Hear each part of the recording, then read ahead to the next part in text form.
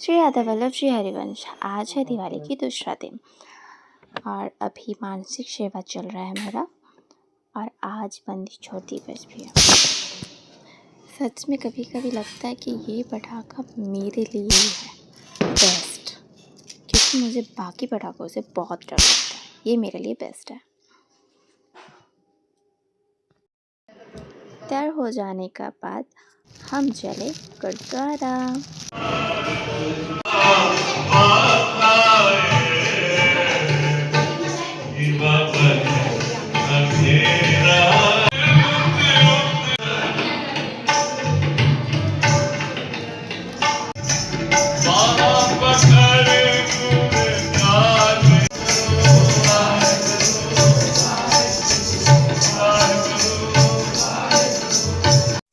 और छत से नज़ारा कुछ ऐसा दिखता है।